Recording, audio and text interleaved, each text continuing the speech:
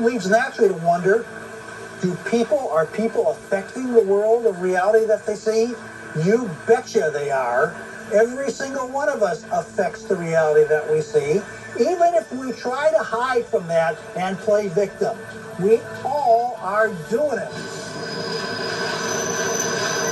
Just tell me where you are. Good.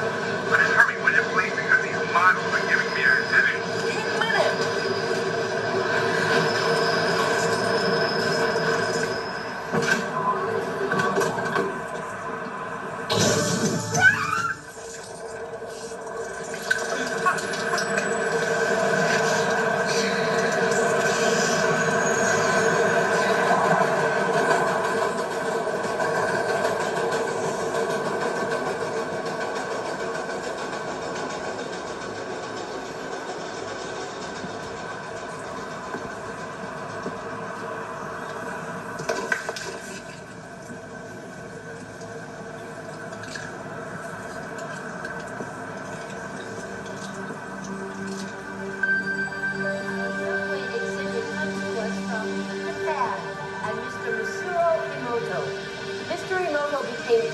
Interested in the molecular structure of water and what affects it.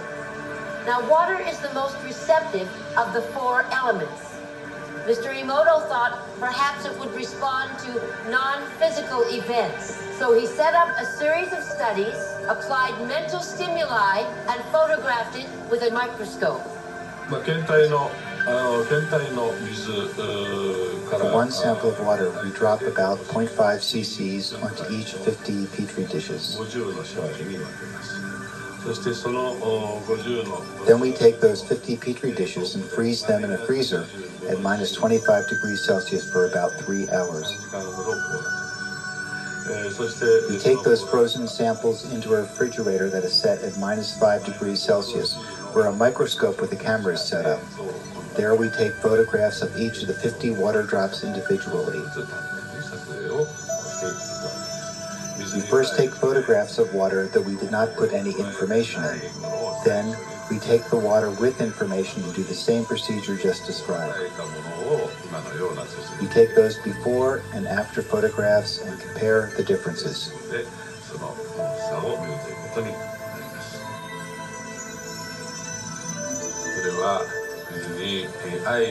When we projected the feeling of love and thanks to water, it made the most beautiful crystal. At times like this, I think water is at peace. This first picture is a picture of water from the Fujiwara Dam. And this picture is the same water after receiving a blessing from a Zen Buddhist monk.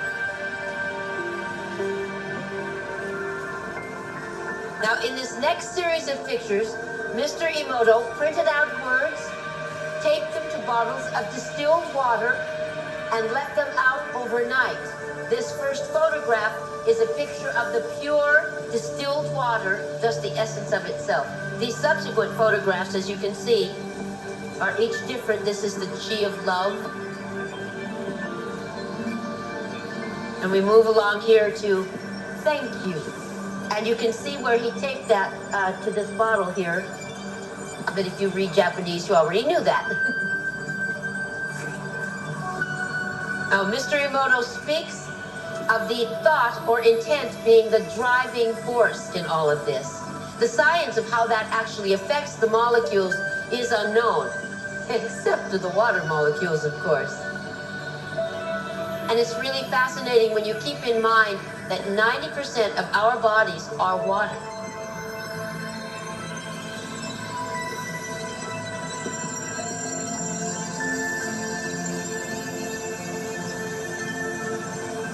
Makes you wonder, doesn't it? If thoughts can do that to water, imagine what our thoughts can do to us.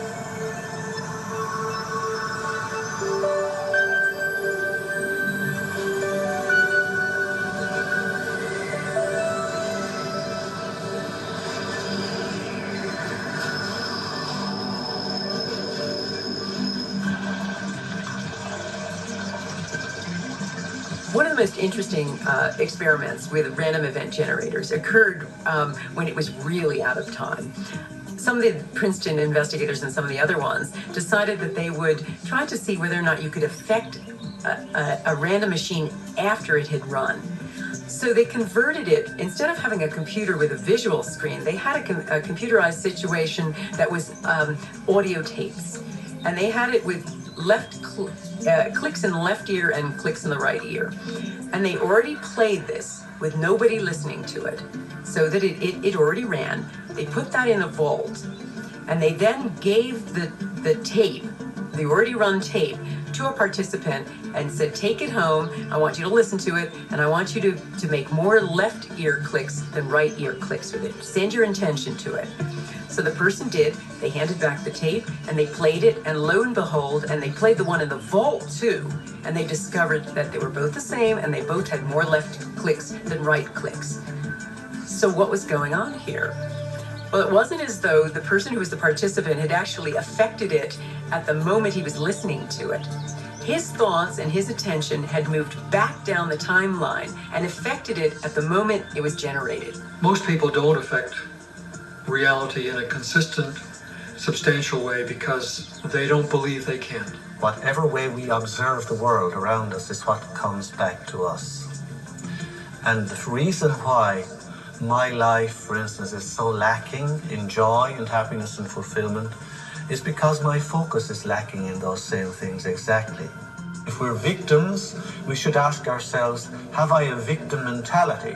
If I'm continually meeting misfortunes and accidents and tragedies, maybe it's because my mentality is basically attuned to accepting that this is the way life is, and so it happens. Now, why can I not achieve those things?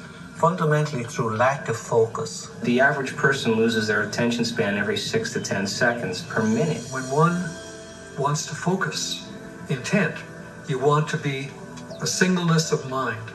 That's why some of the old occult teachings teach people to focus on a flame, a match flame, in fact, so that you learn to bring your attention into a very sharp channel so that the energy density becomes greater. The mind is structured in layers, just like the universe is structured in layers, from superficial to profound.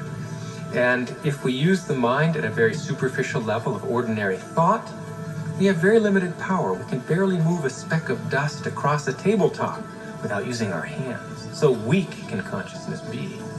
But at the deepest level of consciousness, consciousness creates universes. But we always wonder, man, don't we? When we wish for all of those, to be able to heal with the touch and to raise the dead and to manifest a loaf of bread in our hand. And we always wonder why we can't do that, but we can never ask a question that we don't already know the answer to. And the answer is because we don't believe we could do it, and it interferes with our agenda of our own personal addictions that define us. We have never had enough time to care for anyone else other than our own emotional addictive needs.